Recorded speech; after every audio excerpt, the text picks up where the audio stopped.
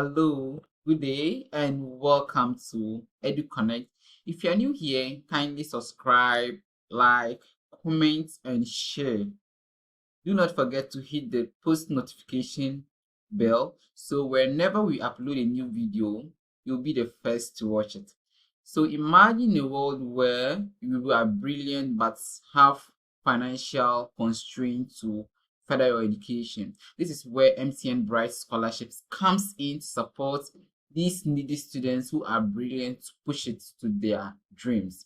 So in our previous video, we had a part one of the MTN Bright Scholarship application, and today I will be taking you through the MTN Bright Scholarship application process part 2, where we'll be doing the practical aspect of everything about the application process, which is not even going to take us up to 20 minutes, and it's very easy to do it. So I'll be taking you through the series of procedure you are supposed to go through to be able to apply for the MTN Bright Scholarship.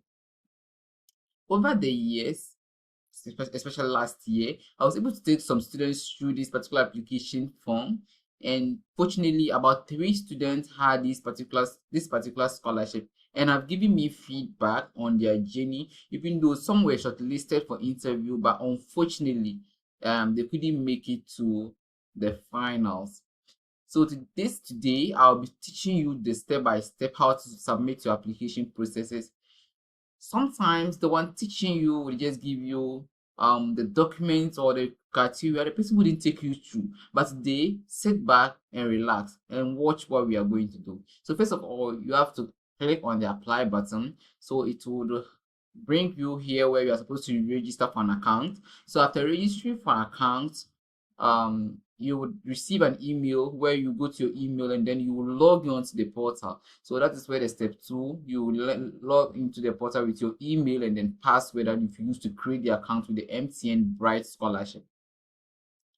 And then you fill your necessary details, request for the scholarship grant, and then you submit it. So the final step where they are talking about the appropriate office will look at your details, and if you are qualified, then they will contact you.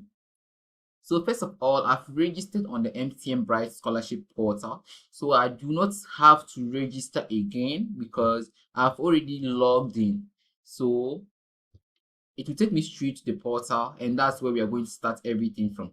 So you are welcome once again. So we are starting with the MTN Bright Scholarship application, the online portal, where we have about 4 different criteria. We're going to submit information for consideration. So kindly note that all the information we are providing, we wouldn't be present at the office to tell them more about ourselves. So most of the times we would have to consider making a compelling application for every scholarship we are applying for. So first of all, let's look at the personal information, for which wouldn't take us long, be able to do this in no time. So kindly follow what I do. So I've already tried filling the form, so I'm going to use the last details I've used, but I'm going to still explain for your understanding. So first of all, we have your first name, your surname, or your last name, and then your middle name. So my middle name is here, and they're asking of my email, my date of birth, and I've kept everything there. Now they're asking of the gender, then you choose your gender, male. The information I'm providing, most of it wouldn't be true, simple, because I'm going to show you how the process is being done. I'm not going to apply for it. So kindly take notice. So the information provided here is just to help you give you an idea of how the application process looks like. Okay, and now they're asking of employment status. So I'm a student, but then we have some students who are unemployed. I mean, you could also be self-employed or employed. We have students who are working. Okay, yeah, do have students who are working. So you choose the one that applies to. So I'm a student, so I'll choose a student. My marital status. We have students who are married, separated, and all of those things. But then you choose the one that applies to you. We have where it comes to the nationality, and the scholarship is for Ghanaian students. So if you're not a Ghanaian, you're not eligible to apply. Then you choose your Ghanaian. Yes. So when you choose your Ghanaian, you move on. Here they're asking of my hometown where I live. So the community name is there, or the district name is there, and then this is the town. We have the region where I live, and then we also have to state the district in that particular area. So we are stating it here. We are selecting. Then we come to my hometown. So where am I coming from? I'm coming from Upper East, and then they're asking for.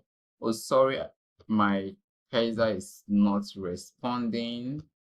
Yes, so when it comes to your residential area where you're supposed to choose, we are choosing that particular area because you will definitely have to travel your way back to where you say you are a resident to go and do your interview. So most of the times we encourage students to choose places that they live currently. So if you're in school and you think by the time the interview will be held, you would be in school, then you choose the area close to your school or the area your school is located than going back to your hometown, especially if it's far and you can't go home because of transportation or other stuff. So they're asking, do you have any form of disability? If you have, you say yes. If you don't, you say no. Then we move on to the next step.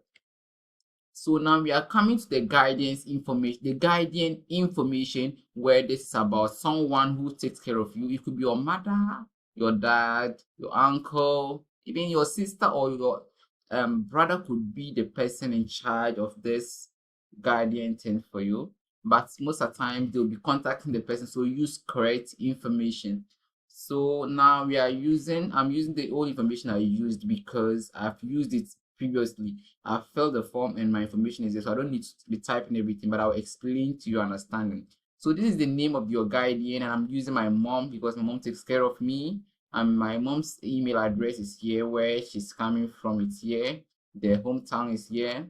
The nationality. So if your mom is on, or the person you are using is not a Ghanaian, you state it as well. The region, and then the district. So you choose the district as well. So the district is the same place as myself.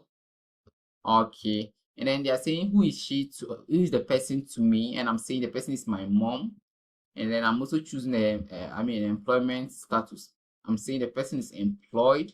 So this is all for the scholarship application for the guardian information part. So now let's move on to the educational information. So with the educational information, they are asking of the institution I attended. And kindly notice that in institution, we have some schools that they have the short form, we call them, just like University, UCC. But most of the times when you're going to write, you don't write like I did here, University. You write Kwame Nkrumah University of Science and Technology. Kwame Nkrumah. So because of time, I wouldn't be able to type everything. I'll just leave it K University. But when you are going to apply, you don't leave it like that. You write Kwame Nkrumah University of Science and Technology. Okay, and then you choose the program you are studying. If it's BSc Business Administration, BSc Geography and Rural Development, BSc Agriculture, whatever it is, and you write.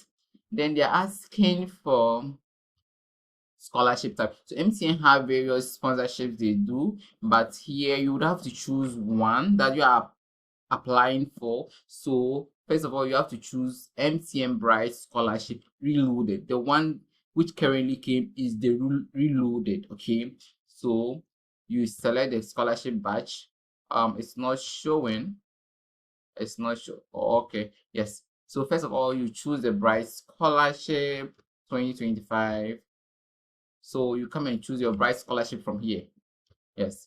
And then you come to your certificate type. When you come to the certificate type, so which document or which of these documents do you have that you think you can upload there? So first of all, if you have others,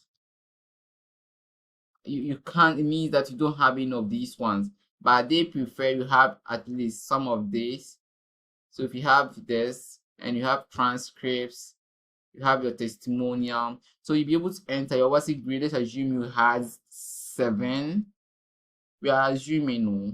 So whatever you had, you can write it there. So enter your transcript grade. So most of the times I can't really best tell how the transcripts are being graded, but then if you have a transcript and based on what they grade you, based on, I mean, everything that you had.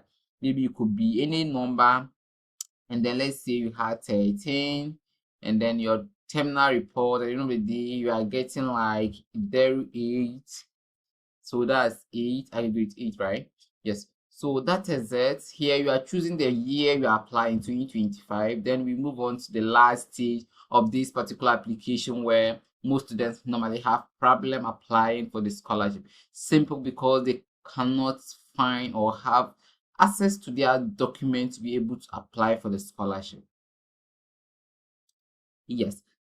So this is the final stage of the MTN Bright Scholarship, and I'll be taking you through how to upload all of these documents. So first of all, you have to upload a photograph of yourself. That's a passport picture size, and then it should always be in a PDF form. So you drag and drop. So first of all, because I'm using a laptop, when I click on it like this, I could drag and drop, but I don't like it. So first of all, I would just have to click on it and then start accessing my files for a picture to be able to use. So I will look for a picture that I can use. I'll look for a picture that I think I can use. So I'll just choose any picture. Just choose any picture for the meantime, because I'm not going to submit this particular application. Yes. So we'll come to transcript file. So your transcript you spoke about, you're supposed to upload it over here. Okay, so your WhatsApp results, to you upload it over there.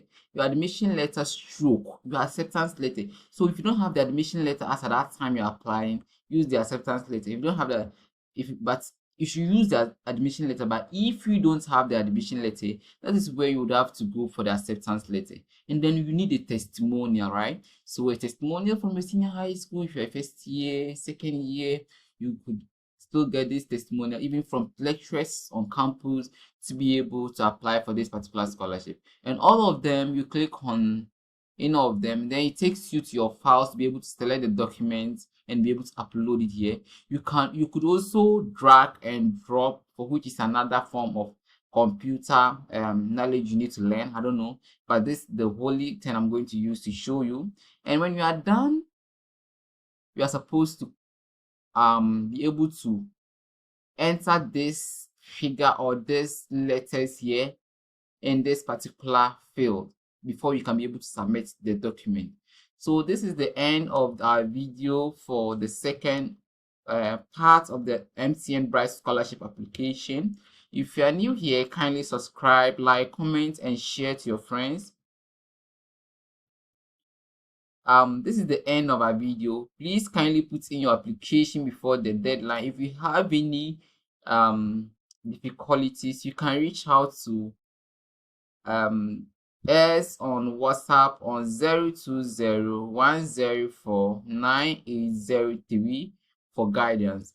This particular contact is purposely for EduConnect, and if you have anything you need to discuss with the scholarship team for coaching or anything, kindly reach out to that particular number, and then we would listen to you and hear you out. Thank you very much for enjoying our video. See you in the next one.